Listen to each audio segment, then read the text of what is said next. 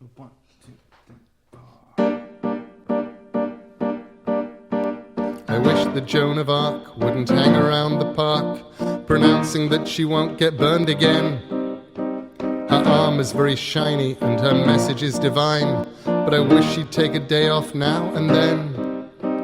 She said it clears your head when you come back from the dead, with your sword as sharp as anything that cuts.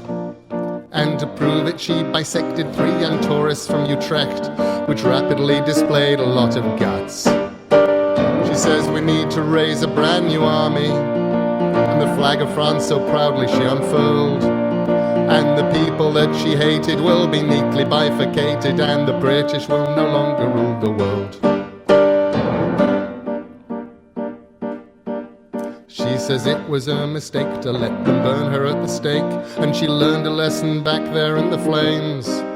So she's going to kill the Queen, and then she'll rescue Old Orleans. And it's really hard to hang around with saints. I think I ought to tell her that the English left in failure, and they don't go back to France except on holes. But I saw her vivisect a man who wanted to correct her, and the playground soon resembled Grand Guignol. She says we need to raise a brand new army, and she marched us round until we couldn't stand. She says the nation she abhors will soon be writhing on the floor, and the British will no longer rule her land.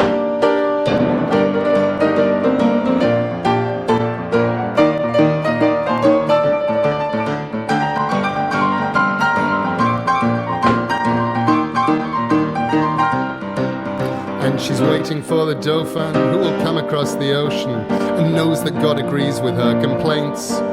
So I'm hoping she'll ignore my English accent in her war, 'cause it's really hard to hang around with saints.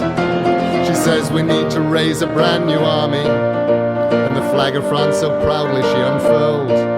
And the people that she hated will be neatly bifurcated, and the British will no longer rule. The British will no longer rule. The British will no longer rule the world.